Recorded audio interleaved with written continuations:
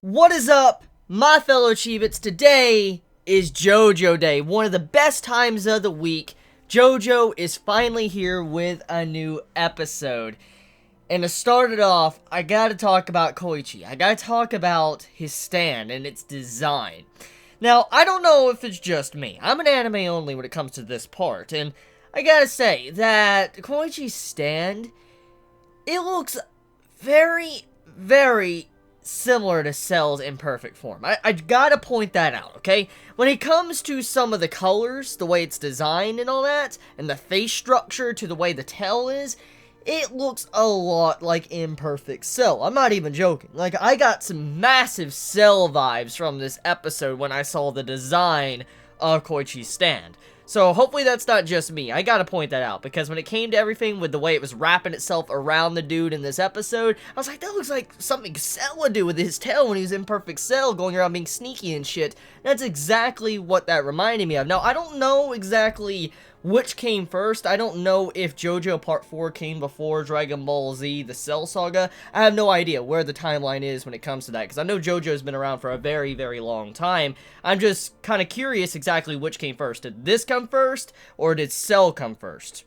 I'm curious, because as I've already just said, the manga has been coming out for years. A very, very long time, and now it's finally just now getting an anime, so there is a possibility that this came before Dragon Ball Z. But regardless, though, Cell vibes. Fucking definite Cell vibes. So, getting off of that, though, this episode surprised me with showcasing itself to, like, focus entirely on Koichi and his character, giving him characterization, and also showing a little bit more about his stand and how he's going to kind of play a huge role in Part 4 of JoJo. And that kind of, you know, got me surprised, because I didn't expect to see Koichi to actually take the entire spotlight of the episode, because, I mean, I'm used to seeing, like, the main JoJo getting the spotlight, but seeing Koichi actually getting the focus of this episode, getting the entire episode pretty much to himself, to show his, like, mindset of how he views different situations, and how he can get himself through a crisis with his family, I was really happy to see that. It makes me like his character so much more, because I honestly thought he was going to need Josuke to pop up at the end of the episode to help him out, but it didn't happen. You had it to where Koichi had to handle the entire situation on his own, and I'm like, damn, he's going to become a very likable character if this continues, because, I mean, he's the type of character that you could see would be very smart. He has that, like, personality about him, or that atmosphere. He seems like he'd be a very quick-witted character, and then you add on, like, a very strong stand that has, like, this weird sounds it could put on people. That's cool. That really is cool. So I like Koichi so far. He's a really good character. I wasn't really feeling him in the past couple episodes. I was like, okay, he's not that really good of a character, but now seeing this episode, I've opened up my heart to him. I'm like, yo, he's a pretty nice character. I actually accept him for what he is now. I actually accept him for being a part of the crew. I like his design, I like his stand's design, I like the way he reacted in this episode. It overall just made me really have good first impressions of his character. Okay, so let's talk about the situation, the plot going on this episode. For the most part, it's I'm going to assume this is going to have more meaning later on. I can't really necessarily call this completely episodic, because it's probably going to have some weight later on down the road with Koichi's stand, and most likely more about his character, and also the person that's going to be calling him Master for the rest of the time, probably a Part 4 JoJo, which is the next thing I need to talk about. So this character that was introduced in this episode, he is a con artist. He's someone that goes around, tries to get as much money as he can out of people and, you know, scam them.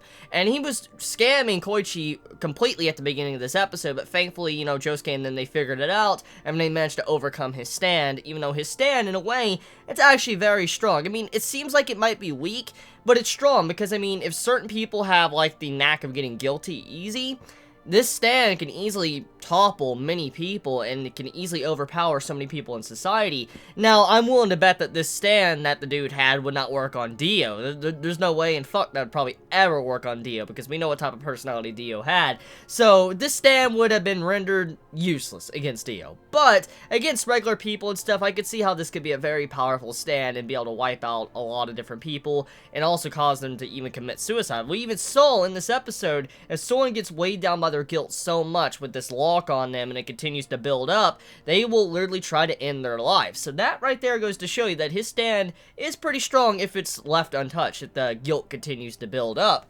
So yeah, I mean, overall the character, I don't feel like he's OP, but he's definitely going to have his uses, and I wonder if he's going to actually convert into a complete good guy, or if he's going to be someone that's going to kind of stab everybody in the back later on, because at the end of the episode, he's still with Koichi. He's actually helping out Koichi. He's, you know, holding his stuff for him, helping him, calling him master. So I'm curious if this dude is going to be like a reoccurring character throughout the entirety of Part 4, and is he going to be a good guy, or is he going to be evil? I'm curious about that, but whatever may happen, I'm still interested to see how this character is going to have more impact on Koichi's character and how he's going to develop throughout the entirety of Part 4. So that's pretty much the episode. I mean, it kind of just dives into Koichi, lets us know more about his stand, lets us know more about his personality. I like the little, like, hair-raising thing. It also reminded me of Dragon Ball Z, like, when you got a stand, you see his hair go straight up. It reminded me of something like, you know, just like a Super Saiyan or something, just getting your hair sticking up.